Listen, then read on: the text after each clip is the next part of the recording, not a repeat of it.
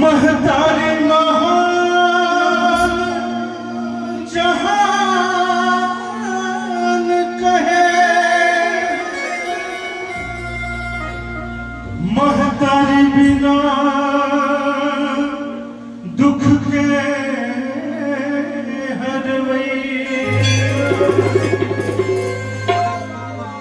सुर तुलसीदास कबीर रटे, जट गए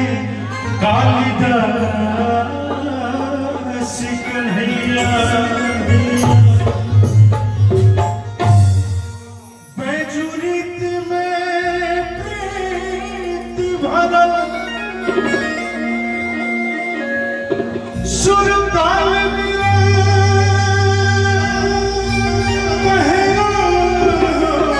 कवैया, दास सुदामा कहे जननी, कहे है संजीत आवा, कहे है अमलेश आवा,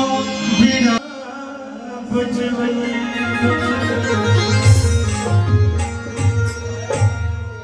इस माँ का कृपा है, जो आप लोग चल रहे हैं, जो भी कार्य हो रहा है, सब उन्हीं का आशीर्वाद है। इसीलिए कहना है कि दुनिया कितना स्वार्थी बन गया है, केवल कहने के लिए ये अपना वो अपना, जब समय होता है कोई अपना नहीं है। महाराज जी कि केहू पर नया रौए कभी सवा, अरे हरियापन हो गई बेगाना, बटुक बाबा हो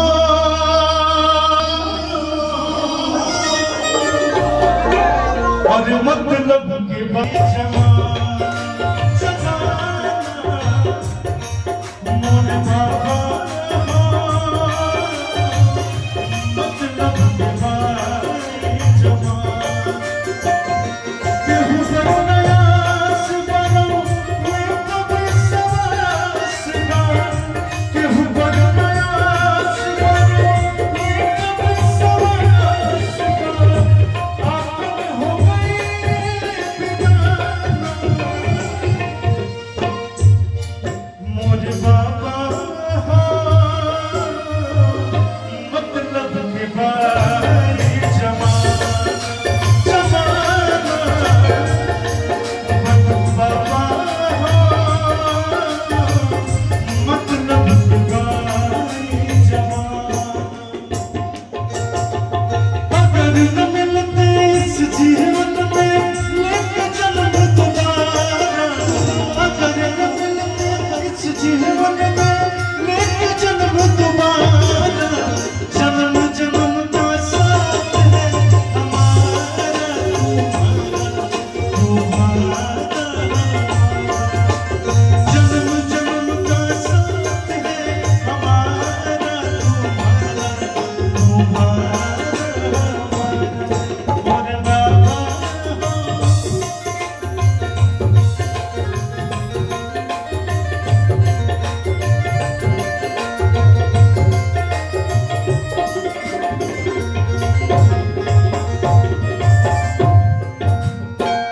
और क्या कहना है,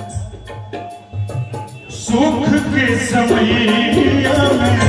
सब बसहाती, दुख के गठरिया में केहू नहीं आती,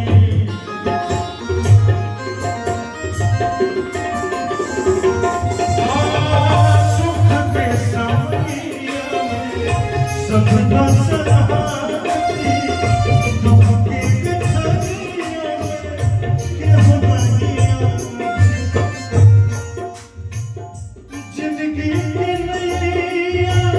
दो हो सहारे, जिंदगी की नैया दो हो सहारे, दो सरना दो सहारा,